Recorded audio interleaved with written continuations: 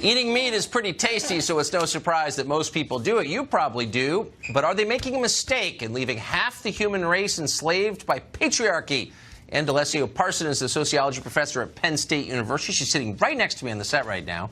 In a recent piece for something called the Journal of Feminist Geography, Professor D'Alessio Parson says that eating meat entrenches hegemonic masculinity, and that for women, going vegetarian, quote, pushes back against the patriarchy and may even eliminate the gender binary itself. Professor D'Alessio Parson joins us tonight. Professor, thanks for coming on.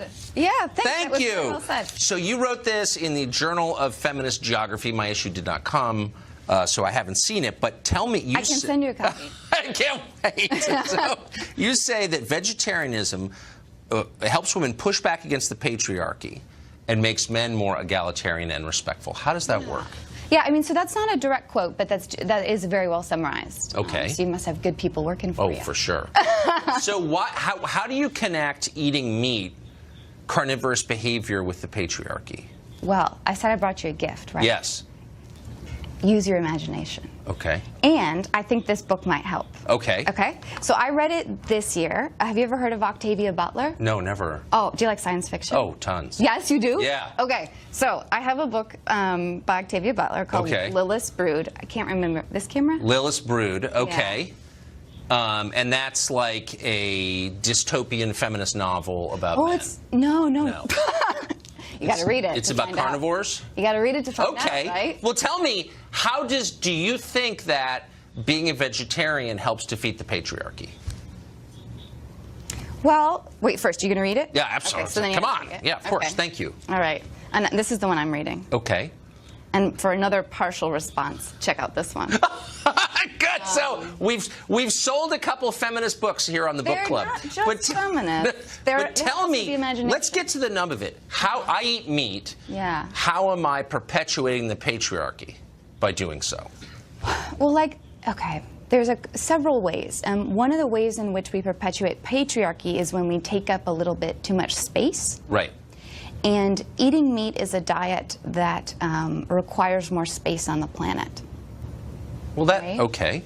It requires more resources to produce meat than it does to produce plant-based food.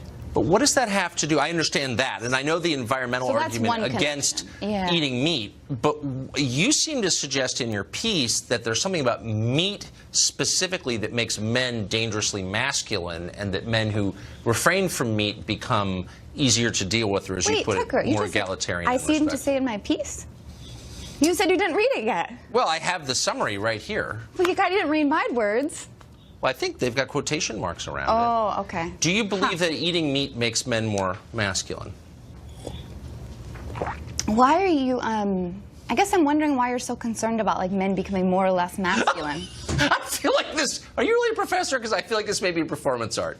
What's performance? No, I'm a professor. Okay. I believe that when you come together, two individuals come together, right? You co-produce knowledge. Okay. So you were saying before you didn't finish college? You co-produce knowledge. Yes. So you tell me this.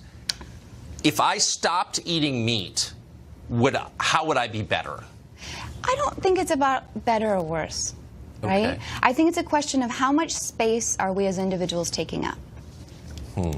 So how much space are we taking up when it comes to what we consume? The tea we drink, I really like tea. Oh, I had a package for you. I'll give it to you later. Okay. The things Let me just ask you this really put on quick. our body and what we put in our households. How much space do we take up? You promise you're a real professor? Yeah. Okay. What does it mean to be a real professor?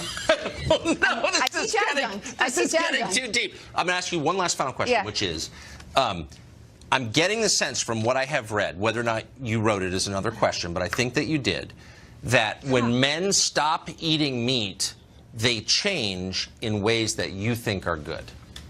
Is that true? I think it's helpful that men stop, that all people consider how much meat they choose to put in their bodies.